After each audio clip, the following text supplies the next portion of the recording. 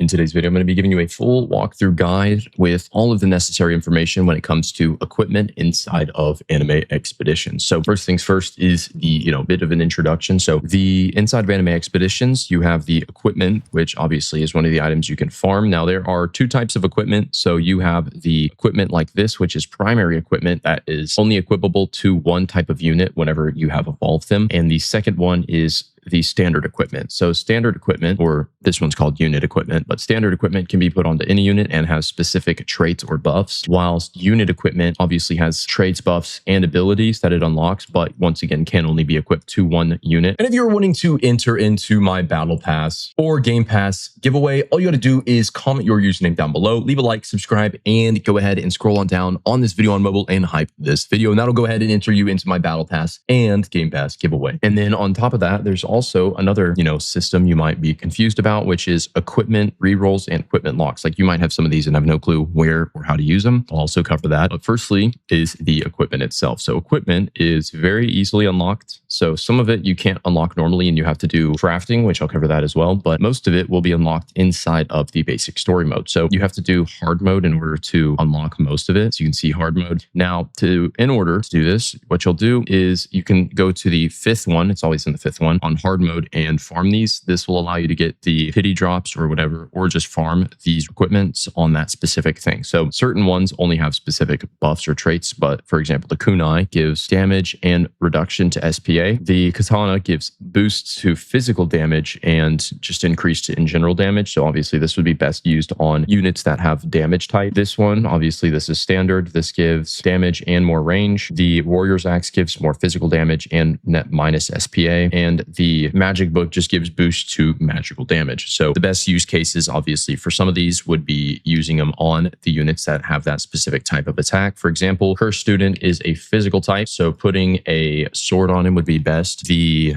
Elf Mage is a magical type, so getting the magic book would be best on this. So magic book, honestly, really just a magic book, and it's something else that boosts damage and has reduction to SPA, for example, the kunai. So the best usage for this one would be a high level kunai and a high level magic book. Now, the kunai, if you're seeing how this one's golden and you're wondering how I got it golden, I will show you that in a moment. But the last one, obviously, for example, some that are physical types, like the Cursed Student, would benefit from the kunai and then one of the sword type weapons that only boosts physical damage. And then obviously that's pretty much the majority of them. So you have different types of units. So you have essentially magic, physical, and psychic. You won't really get psychic that often. This is only like vent types exclusive, like the toy maker is psychic. I don't believe there's any dedicated equipment that boosts that. So getting specifically like kunai and then another one that boosts physical or overall damage and reduction to SPA would be the best for this one. Now, the next thing, obviously like shown earlier, which is the unit equipment, which can only be given to specifically those units. There's two types. So there's one that you unlock from doing normal raids, and then there's some that you get from crafting. So for example, the Hexed Blade, this can be crafted, and this is used for specifically the Shadow unit, which obviously I already crafted one when I didn't know what I was using. But the Shadow unit, which obviously you can only use these unit equipment once you have evolved them. So once you evolve a unit, it will unlock the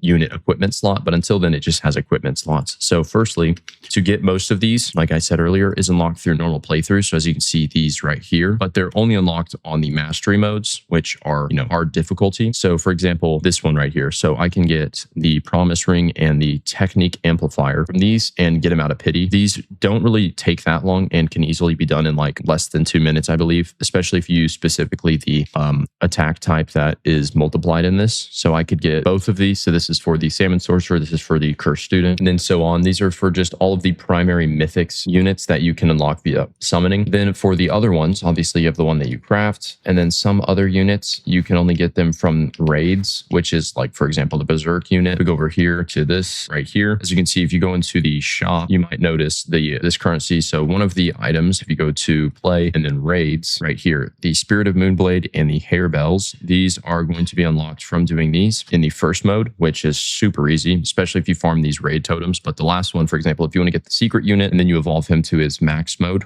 which would then be evolved, you could then equip this or these two items. Then on top of that, you can also farm these swords, which are pretty good. Critical damage increase and also passive. So increased damage for each enemy in range. So the more enemies that is in range of that unit, the more damage it can deal. So up to 15%. So this would be good, like putting it at the start. And then also on top of that, you have critical damage and damage increase. And you get these naturally higher the more. So if I were to farm this one, obviously I could get this unit right here, but I could also get a bunch of these. Now for the second system, which is going to be the essentially way you get better ones. So normally you'll get them at either blue rarity, or if you're lucky, they'll have better stats. But if you come on over to the expeditions game mode, which is in the back of the map, or you can simply teleport to it here, the way you're going to get this is through the armory. So the armory has 3 steps. So scrap equipment, which is one of the resources. So inside of expeditions, this is like a custom game mode. You can farm these resources, and one of them is obviously the equipment scraps. So you can farm these currencies and items. So obviously you can use one of these to get the armory, but inside of the armory, like those reroll things I was referring to earlier, that is going to be what you're going to use here. So if I select this, obviously I'm not going to reroll it because it has good stats, but you use your rerolls for equipment here. And I would really only recommend doing that if you have a just in general good equipment and have maxed the building level. But the next one is forging. I don't have that unlocked yet because I'm working on getting all these extra resources, but that allows you to actually create a custom equipment. And like I said, inside of the index, some equipment can only be unlocked through forging, which will be some of the better equipment because they will be very expensive. But then outside of that, for the most part, you'll have your crafting resources. And then you can also, normally what I'll do is I will sell my equipment because all custom unit equipment sells for 1,000. So you can easily farm gold doing that. But what you want to prioritize is you can scrap equipment. So if once you have this fully maxed, you can farm, for example, game modes on story that give 2 of these. So if you go, most of the time, you're only going to get them from pity. But if you farm where there's 2 available on a game mode, you can easily do. You could very easily farm through and get a bunch of these, and then you can go ahead and sell them or return them. And then in return, once you have the armory maxed, you can scrap that equipment for stuff that would allow you to sell, buy, or get more items. But for the most part, that is pretty much it for this video. Obviously, this did help you out. Make sure to leave a like. It would be much appreciated. And if you do have